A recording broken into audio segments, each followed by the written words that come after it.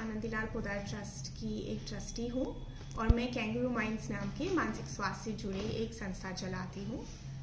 और हमारा मेन उद्देश्य ये है कि हम लोगों तक और हर एक घर तक मानसिक स्वास्थ्य से जुड़ी जागरूकता फैलाएं, बच्चों की सामाजिक और भावनात्मक शिक्षा पर फोकस करें, ताकि जो बच्चे हैं, जो परिवार हैं, जो नवलगढ़ के नागरिक हैं और जो not just Nawalgarh but Rajasthan, India और पूरे देश के जो नागरिक हैं, कि किसी को भी यदि वो कोई भी तरह से मानसिक तनाव से गुजर रहे हैं कि वो अकेले में सफ़र ना करें। उन्हें हमेशा ये एक उम्मीद हो कि उनकी ज़िंदगियाँ इम्प्रूव हो सकती है, कि वहाँ पर एक आशा की किरण हो कि यस मेरी लाइफ हमेशा ऐसी नहीं रहेगी।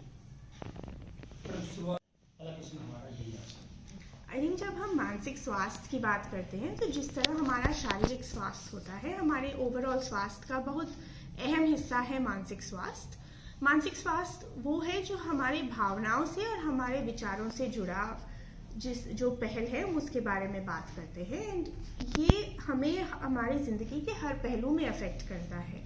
हमारी निजी ज़िंदगी में हम पढ़ाई कर रहे हैं या कोई भी कार्य कर रहे हैं, हम किस तरह सोसाइटी में, किस तरह समाज में योगदान कर पाते हैं और हम किस तरह से अपने पूरे पोटेंशियल को अचीव कर पाते हैं। तो ये सब चीज़ें जुड़ के मानसिक स्वास्थ्य के अंदर आती हैं। हम थोड़ी सी आपकी एजुकेशन से जुड़ी क्वेश्चन आपसे करना चाहेंगे। MBA आपने मानसिक स्वास्थ्य के अंदर किया, इस विषय में आपको ब्रिटिश सरकार द्वारा एक डायना अवार्ड भी प्राप्त है। कब से इस क्षेत्र में आप कार्य करने के लिए यहाँ नवलगढ़ आए? मैं नवलगढ़ सबसे पहली बार आई थिंक 2015 या 16 में आई थी। सॉरी, थोड़ा आपको करना पड़ेगा। मैं 2016 में नवलगढ़ आई थी और उस टाइम से ही बाबूजी ने जब मुझे संस्था की जिम्मेदारी दी थी, मैंने खुद ये ठान लिया था कि मैं कंट्रीब्यूट करना चाहती हूँ हमारे जो समाज से जुड़े जो कार्य हैं, जो हमारे सामाजिक पहलू हैं, जैसे कि बेटियों को पढ़ाना, पर्यावरण, वृक्ष, जल को कंजर्व करना, बच्चों में एक स्वास्थ्य के प्रति एक जागरूकता लाना, एक काइंडनेस, ग्रैटिट्यूड की तरफ बढ़ना। जैसे कि हमारे बच्चे जो हमारे आर्मी में जो हमारे जवान हैं, उनके लिए बचपन से ही होली पर, राखी पर, दिवाली पर वो कार्ड्स बना के भेजते हैं, क्योंकि जो हमारे ये जो जवान हैं ये हमारी रक्षा भी करते हैं और उनका जो बलिदान है ताकि हम सब सुरक्षित रह सके, उनके बिना हम ये नहीं कर पाते। तो बच्चों में उसी कम उम्र से ये एक भावना लाना ऑफ ग्रैटिट्यूड है, रिस्पेक्ट है, बीइंग थैंकफुल है। तो ये सब चीज़ें मैं पिछले 9 सालों से कर रही हूँ। मैं मुंबई में भी कई स्कूल्स में पढ़ाती हूँ, ऐसे वर्कशॉप्स चलाती हूँ। तो नवलगढ़ में आई थिंक महामारी के टाइम से हमने स्टार्ट किया था कि हम यहाँ पे मानसिक स्वास्थ्य पे स्पेसिफिकली फोकस करके अलग अलग जागरूकता के लिए अलग अलग इवेंट्स करेंगे। हमने कई पैनल्स किए हैं, ऑनलाइन किए हैं, ऑफलाइन किए हैं। मैंने कई हमारे बच्चों के साथ, ना सिर्फ पोद्दार संस्था के बच्चे बट अलग अलग स्कूल्स के बच्चों के साथ भी नवलगढ़ में काम किया, उनमें जागरूकता लाई है। और हमारे संस्था में जो हमारी मानसिक स्वास्थ्य से जुड़ी कमेटी है वो भी इस पर लगातार काम करती रहती हैं। तो हमारे कई इंटरेस्टिंग कार्यक्रम आने वाले हैं और हम ऑफकोर्स आप चाहेंगे कि आप सब उससे जुड़ें, आप सब आएँ। और हाल ही में नवंबर के महीने में हमने यहाँ स्नेह उत्सव किया था। स्नेह उत्सव नाम से तो मेरे लिए मेरी दादी माँ के प्रति एक सॉर्ट ऑफ एक ट्रिब्यूट था, टू रिकॉग्नाइज नॉट जस्ट कि उनका जो इन्फ्लुएंस था मेरी लाइफ पे और नवलगढ़ में कई लोगों की ज़िंदगियों पर, बट ये भी कि जो स्नेह के बारे में हम बात करते हैं, जब हम स्नेह शब्द के बारे में सोचते हैं तो हम जो एक काइंडनेस है, एक कंपैशन है, एक एम्पैथी है, हम ये सब चीज़ों के बारे में सोचते हैं। और कई बार ये जो स्नेह है हम दूसरों के प्रति दिखाते हैं और अपने आप के प्रति दिखाना भूल जाते हैं। तो उन सब चीज़ों को साथ में लाके स्नेह उत्सव किया था हमने। एंड हम बहुत खुश थे, जिस तरह छोटे बच्चों से लेके उनके दादा दादी, नाना नानी भी आए, जुड़े इससे। आई थिंक हमारे लिए बहुत इनकरेजिंग था देखने कि यहाँ पर लोग वो एक जागरूकता ला रहे हैं, वो इसके बारे में सीखना चाह रहे हैं कि mental health is no longer stigmatised in Nawalgarh. क्योंकि कई बार लोगों को लगता है कि वो आप ग्रामीण क्षेत्रों में जाओगे तो लोगों को मानसिक स्वास्थ्य के बारे में पता नहीं है, या वो जागरूक नहीं है, या वो जागरूकता वो लाना नहीं चाहते, या वो रेजिस्टेंट है, या उनमें ये एक फीलिंग है हमें कि ये जो मानसिक स्वास्थ्य से जुड़ी बातें हैं ये सिर्फ बड़े शहरों के लिए है, ये ग्रामीण क्षेत्रों में लोगों को इफेक्ट नहीं करती। बट सच्चाई यही है कि इर्रिस्पेक्टिव ऑफ हम जहाँ भी रहें, हम जो भी समुदाय से बिलोंग करते हैं, हम ग्रामीण क्षेत्र में रहें, शहर में रहें, विदेश रहें, भारत में रहें, कहीं भी रहें, हम जो भी उम्र के हों, जो भी आयु के हो, हम जो भी मतलब हम पुरुष हो, महिला हो, थर्ड जेंडर हो, जो भी हो, हम सबका मानसिक स्वास्थ्य है, जरूरी है कि हम इसका ख्याल रखें। हम पदार्थ की बात हो या आपके सेमिनार्स हो, जब भी आप स्टूडेंट्स के लगातार टच में रहे, कैसे मानते हैं आप कितने अभी तक स्टूडेंट से टच कर पाए हैं इस कंगारू माइंड्स के माध्यम से? आई थिंक जो हम नंबर्स की बात करते हैं, मैंने पिछले साल के ही हमारे आउटरीच नंबर्स देखे थे। सो नॉट जस्ट ऑनलाइन माध्यम से बट ऑल्सो ऑफलाइन माध्यम से मिला के हम 138,000 लोगों तक पहुंच पाए थे। सो 1,28,000 पीपल तक हम मानसिक स्वास्थ्य से जुड़े ये कॉन्वर्सेशंस को, जैसे मैंने कहा, सोशल मीडिया के माध्यम से, न्यूज़ के माध्यम से और इवेंट्स के माध्यम से ले पाए थे। प्रेजेंट टाइम में न्यूज़पेपर्स के हेडलाइंस सुसाइड रहती है, कैसे मस्तिष्क के अंदर वर्तमान समय में चल रहे बच्चों के अंदर या एजुकेशन ऑपरेशन मान सकते हैं या किसी प्रकार का अन्य लक्षण आप उनमें देखते हैं? कि बहुत सारे युवा जो है परीक्षा के प्रेशर में या पढ़ाई के प्रेशर में या अपने फ्यूचर के प्रेशर में आके अपनी जान देते हैं। और हमारे लिए बहुत ही दुर्भाग्य की बात है कि कोटा में इतने सारे सुसाइड्स होते हैं। ना सिर्फ कोटा में, जगह जगह होते हैं, बट अनफॉर्चुनेटली कोटा, सीकर, ये जो शहर हैं जो पढ़ाई के लिए जाने जाते हैं, उनके साथ अभी एक टैग आ चुका है कि यहाँ पे सुसाइड रेट्स प्रॉबली पूरे भारत में सबसे ज्यादा है। सो आई थिंक बच्चों में जो एक प्रेशर होता है पढ़ाई करने का, वो आई थिंक बचपन से ही आ जाता है। आप स्कूल्स में भी जाएंगे तो आप देखेंगे कि 4-5 साल के बच्चे एग्जाम्स दे रहे हैं, उनमें इतना प्रेशर है एक्सेल करने का। और ये कहीं ना कहीं हमारे एजुकेशन सिस्टम की एक कमी रह गई है इन वे, कि हम अभी तक कोई तरीका नहीं ढूंढ पाए हैं कि हम कोई ऑल्टरनेटिव असेसमेंट करें कि किस तरह से हम एक ऐसा सिस्टम बनाएं जहां पे मार्क्स पर इतना फोकस ना हो। तो जब तक हम वहां नहीं पहुंचेंगे, ये भी बात गलत है बच्चों को बताना कि नहीं बेटा आपके मार्क्स मैटर नहीं करते, क्योंकि अनफॉर्चुनेटली आज हम एक ऐसी दुनिया में रहते हैं जहां हाँ बच्चों के मार्क्स मैटर करते हैं। उनके मार्क्स, उनका करियर, उनके आगे की फ्यूचर को क्या वो कोचिंग में जाएंगे, किस लाइन में जाएंगे, आगे जाके क्या बनेंगे, काफ़ी हद तक हमारे लाइफ हाँ मार्क्स से जुड़े रहते हैं। बट बच्चों में अनफॉर्चुनेटली आजकल हम बहुत ज़्यादा केसेस देखने लग गए हैं। डिप्रेशन है, एंजाइटी है, सेल्फ हार्म है, ऐसे मानसिक बीमारियों की। एंड आई थिंक कहीं ना कहीं ये सब, और साथ में जो एक तो पढ़ाई का प्रेशर ज़रूर है, बट जो सोशल मीडिया से प्रेशर आता है उन पर, जो समाज से प्रेशर आता है उन पर, जो उनके चारों तरफ जिस तरह उनकी परवरिश भी हुई है, कहीं ना कहीं हम देख रहे हैं कि एक जनरेशनल शिफ्ट हुआ है थिंकिंग में, वैल्यूज में। एंड आई थिंक वो सब साथ मिलकर उनके मानसिक स्वास्थ्य पर काफ़ी असर पड़ता है। एंड कुछ बच्चे अनफॉर्चुनेटली परिस्थितियों की वजह से उन्हें लगता है कि अपनी जान लेना या अपनी जान देना ही उनके लिए एक इकलौता उपाय है to get out of whatever situation they are. Mobile का उपयोग मेंटल हेल्थ को कितना प्रभावित कर रहा है?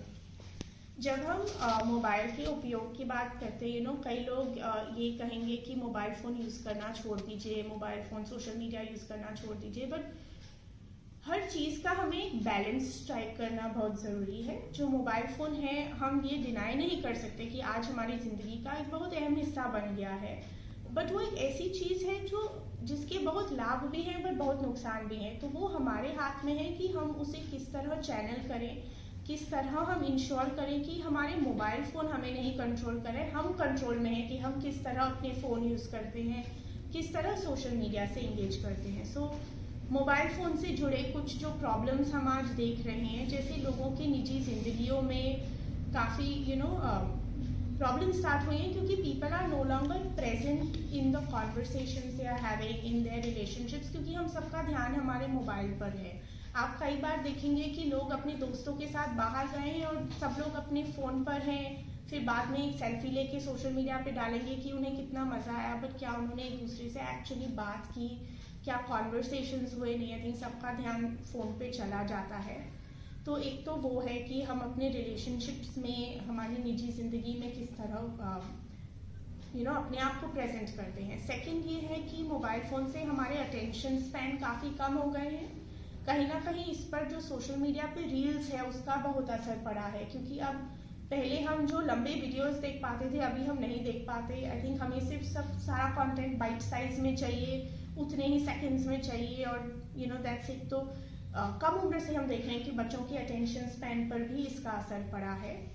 एंड डेफिनेटली जब हम सोशल मीडिया की बात करते हैं, सोशल मीडिया से जो एल्गोरिथम्स बनाए गए हैं, जिस तरह सोशल मीडिया एक्चुअली काम करती है, कई लोग एक तो उससे एडिक्शन भी होता है, क्योंकि लोग माइंडलेसली स्क्रॉल करते हैं, फिर उन्हें लगता है कि हमारा इतना वक्त ज़ाया हो गया, and sort of creates a cycle of helplessness, depression, कि हम प्रोडक्टिव नहीं हो पा रहे हैं, हम काम नहीं कर पा रहे हैं, फोकस नहीं कर पा रहे हैं। But at the same time जो सोशल मीडिया से जुड़े प्रॉब्लम्स हैं, जैसे कि एक लो सेल्फ एस्टीम होना, लोगों का डिप्रेशन में जाना, बॉडी रिलेटेड जो डिसऑर्डर्स है, जैसे कि ईटिंग डिसऑर्डर्स हैं, एनोरेक्सिया है, बुलिमिया है, बॉडी डिस्मॉर्फिया है, that is not feeling content with the way we look, या जो एक जनरल लाइफ से डिससेटिस्फैक्शन आ जाती है, वो सब चीज़ें सोशल मीडिया काफ़ी इंक्रीज करती है। क्योंकि हम भूल जाते हैं कि जब हम सोशल मीडिया पर दूसरों की जिंदगियों को देख रहे हैं, वो अपनी जिंदगी के सिर्फ अच्छे पहलू दिखा रहे हैं, कोई अपने फेलियर्स, कोई अपने लो मोमेंट्स नहीं दिखा रहे हैं, और हम लोगों की जिंदगियों की जो हाइलाइट्स है, हम उन्हें अपनी पूरी लाइफ के साथ कंपेयर करने लग जाते हैं। मैडम, प्रारंभिक लक्षण है उनका कैसे पता लगता है? साथ में अगर प्रारंभिक में पता लग गया कि लक्षण है, तो उनके उपाय हैं वो क्या कुछ रहेंगे? तो आपने बहुत ज़रूरी सवाल पूछा है, स्पेशली एक जागरूकता पर्सपेक्टिव से, कि आज के टाइम हमें पता भी नहीं होता कि मानसिक स्वास्थ्य बिगड़ने से जो जुड़े लक्षण हैं वो क्या हैं।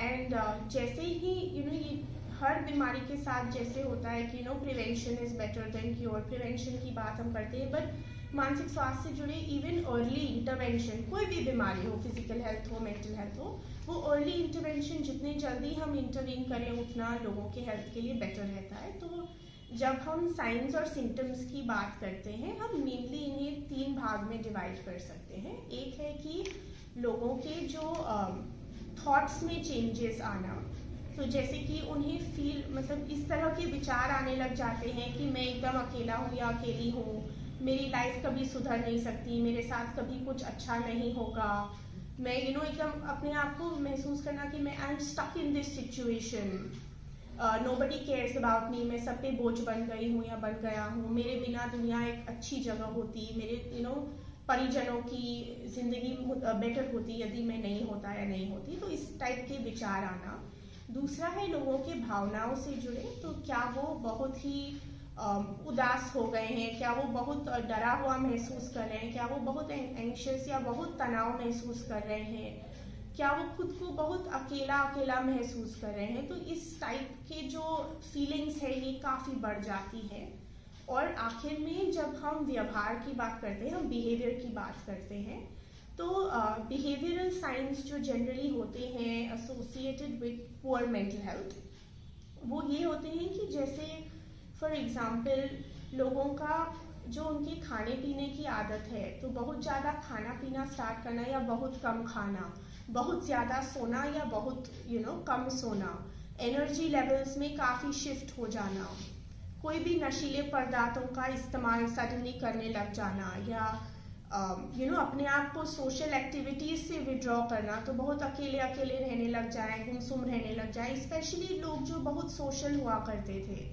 आई थिंक ये कुछ साइंस हैं, स्पेशली जब हम स्पेसिफिकली, मैं आपके साथ 1-2 साइंस शेयर करूँगी सुसाइड रिलेटेड, क्योंकि हमने सुसाइड की बात की।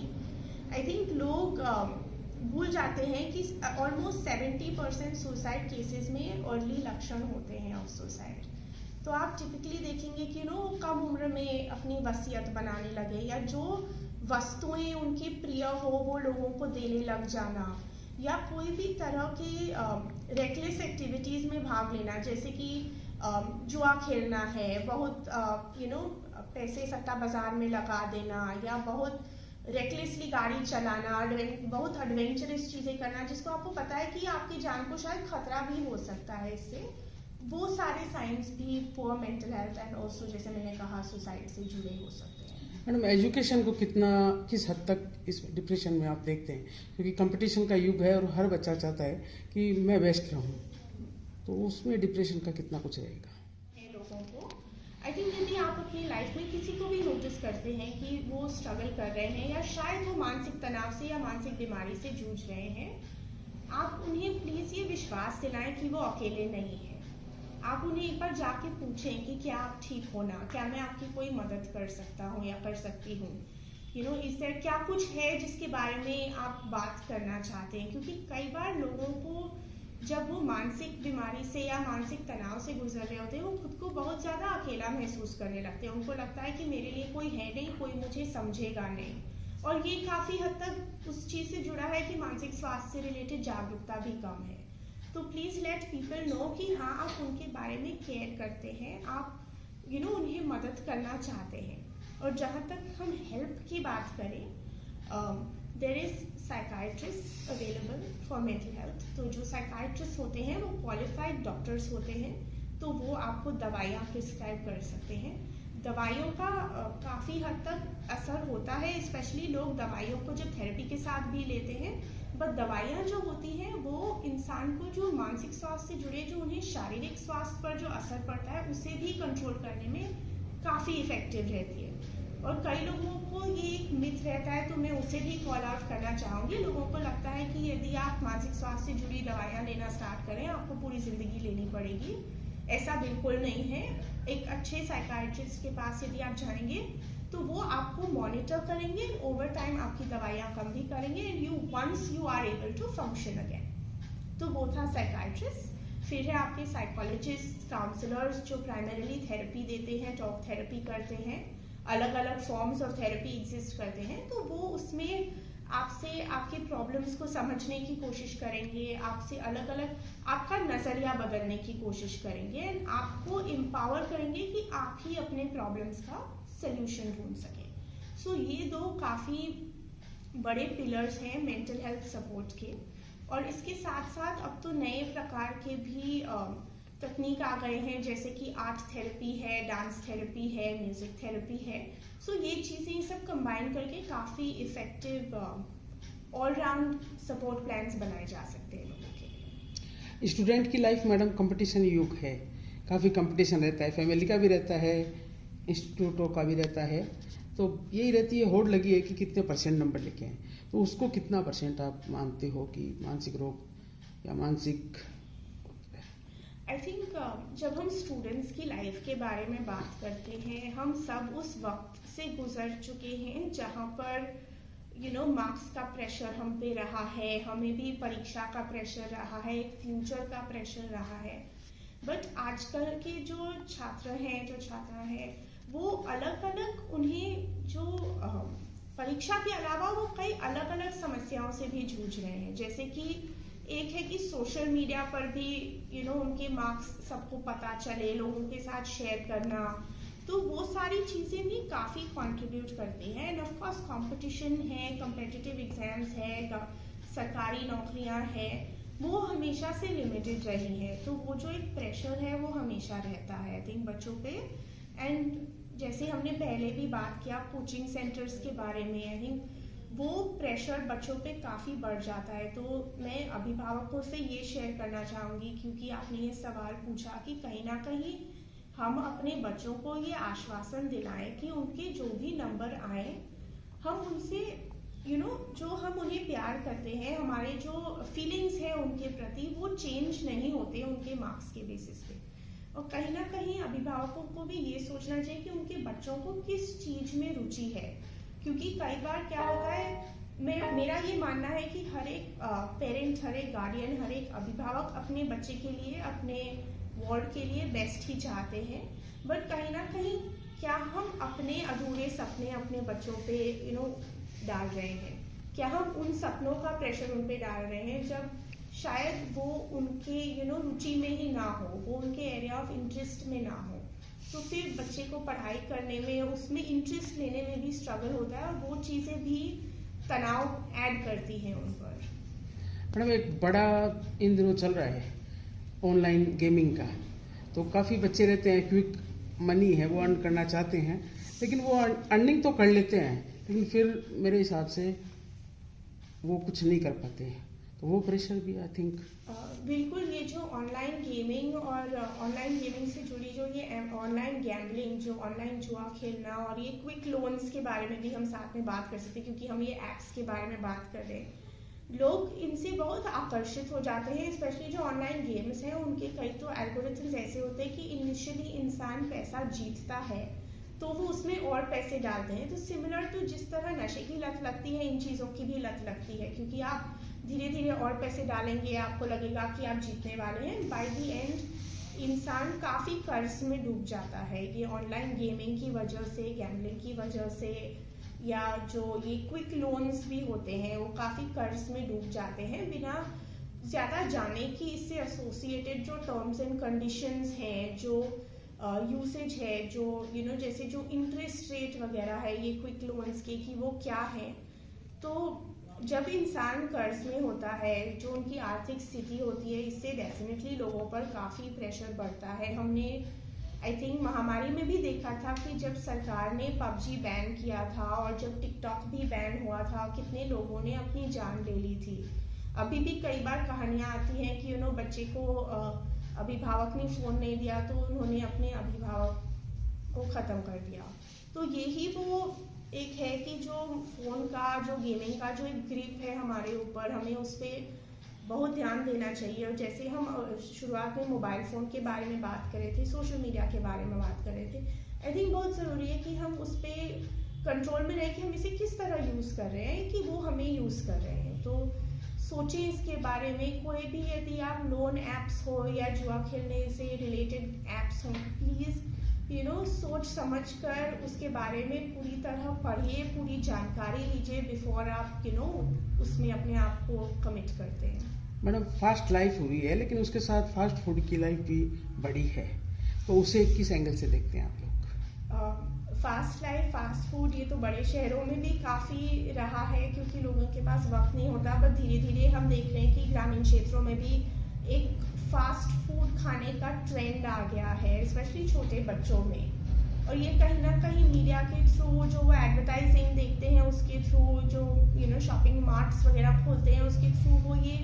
प्रोडक्ट्स देखते हैं, ऑफ कोर्स आकर्षित होते हैं। उनकी पैकेजिंग वगैरह भी उसी तरह की होती है। बट क्या होता है कि ये चीज़ें जो है लॉन्ग टर्म में हमारे लिए हानिकारक है, बिकॉज इनसे हमें वो पोषण नहीं मिलता हमारे शारीरिक या मानसिक स्वास्थ्य का ख्याल रखने। तो वो जो न्यूट्रिशन है वो हमें नहीं मिल सकता। तो मैं हमेशा लोगों को ये कहती हूँ कि मुश्किल है कम्प्लीटली इन चीज़ों को हमारी डाइट से एलिमिनेट करना। आई अंडरस्टैंड, हम एक ऐसे युग में रहते हैं, जैसे आपने कहा फास्ट लाइफ है, फास्ट फूड है, बट एटलीस्ट एक बैलेंस ट्राई करें। तो जैसे चलिए हफ्ते में एक बार या महीने में एक बार हमने खाया, तो आप अपने बच्चे को या खुद को कम्प्लीटली डिप्राइव भी नहीं करें, बट हाँ आप हेल्दी फूड पर, एक हेल्दी लाइफस्टाइल पर भी फोकस करें।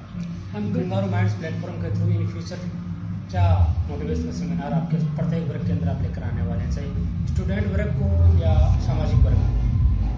तो आप स्टूडेंट्स के अंदर मोटिवेशनल सेमिनार भी आयोजित कर रहे हैं। इन फ्यूचर कंगारू माइंड्स का क्या प्लेटफॉर्म के थ्रू इन फ्यूचर प्लान क्या आपका? तो अभी स्टूडेंट्स के लिए मोटिवेशनल टॉक्स या मानसिक स्वास्थ्य से जुड़ी जागरूकता के लिए तो हम काफ़ी पहल चला भी रहे हैं। और अभी आप नए एकेडमिक ईयर में देखेंगे कि हमारे जो स्टूडेंट्स हैं, और हम चाहते हैं कि ना सिर्फ पोदार संस्था के स्टूडेंट्स पर बाकी स्कूल्स जो हमारे साथ जुड़ना चाहते हैं उनके लिए भी एक इन्विटेशन है कि प्लीज़ आप हमसे संपर्क करें। हमने बच्चों के लिए एक जो सामाजिक और भावनात्मक शिक्षा होती है, और ये नए NEP का भी हिस्सा है, हमने उसके लिए बच्चों के लिए पूरे साल का करिकुलम डिज़ाइन किया है, जहां हम बच्चों को अलग अलग कौशल सिखाएंगे, जैसे कि अपने भावनाओं को पहचानना, दूसरे के भावनाओं को पहचानना, अपने भावनाओं को एक हेल्दी तरह से एक्सप्रेस करना, काइंडनेस जो है लोगों के साथ शेयरिंग करना, दयालुपन दिखाना, ये सारे जो स्किल्स हैं हम बच्चों को सिखाने लग गए हैं। ऑलरेडी हमारे यहाँ बच्चों ने स्नेह सर्कल्स नाम का एक प्रोग्राम किया पिछले 6 महीनों में। और अब हम ये एक पूरा करिकुलम स्कूल्स में इंट्रोड्यूस करने जा रहे हैं। हमारा ये भी एक उद्देश्य है कि जिस तरह से स्नेह उत्सव हुआ वो ना सिर्फ एक दिन का उत्सव हो बट 2 या 3 दिन का उत्सव रहे, ताकि और लोग इससे जुड़ सके और अवेयरनेस आ सके। हमारे स्कूल के स्टूडेंट्स ने और हमारे कॉलेज के स्टूडेंट्स ने अभी काफ़ी रोमांचक प्रोजेक्ट्स पर काम किया है जो जल्दी लॉन्च होने वाले हैं, तो वो हम आपके साथ कुछ टाइम बाद जानकारी शेयर करेंगे। ऑफ कोर्स आप उसका हिस्सा भी होंगे। तो ये सब है। और उसके अलावा अब हम धीरे धीरे इस तरफ भी मूव कर रहे हैं कि हम सिवाय बच्चों के, हमने ऑफ कोर्स हमारे टीचर्स को भी ट्रेन किया है, बट अब हम धीरे धीरे बच्चों के अभिभावकों के लिए भी मानसिक स्वास्थ्य से जुड़े कार्यक्रम ऑर्गेनाइज करने वाले हैं, ताकि क्योंकि ना सिर्फ बच्चे के लिए बट उनके पूरे परिवार में उनकी जो देखभाल करता है, उनके जो अभिभावक हैं, कि वो भी जागरूक हो ताकि वो बच्चों को भी सपोर्ट कर सके बट वो अपने मानसिक स्वास्थ्य का ख्याल भी रख सके। ब्रिटिश गवर्नमेंट ने आपको एक सम्मानित भी किया है, क्या कुछ सम्मान था और क्या क्या अचीवमेंट था उसके भी आपने? तो ब्रिटिश सरकार ने मुझे 2019 में डायना अवार्ड दिया था, जो एक अवार्ड है प्रिंसेस डायना के नाम पर, जो रिकग्नाइज करती है युवा लोगों को जो सामाजिक कार्य, फिलैंथ्रोपिक कार्यों में सबसे आगे है। तो मैं इंडिया के बहुत कम लोगों में से एक थी जिन्हें ये रिकग्निशन मिला, और ये मेरे लिए बहुत गर्व की बात है कि मुझे मेरे नवलगढ़ में किए काम के लिए ये रिकग्निशन मिला। सो हम जो नवलगढ़ में काम कर रहे थे, जो सामाजिक पहलू चला रहे थे, उसके लिए मुझे ये रिकग्निशन मिला था। जैसे कि हम बेटियों को पढ़ाने के लिए और वृक्ष लगाने के लिए, पर्यावरण बचाने के लिए स्वच्छता अभियान चला रहे थे, अलग अलग इस तरह के अभियान चल रहे थे, तो उसको रिकग्नाइज करते हुए मुझे डायना पुरस्कार दिया गया था।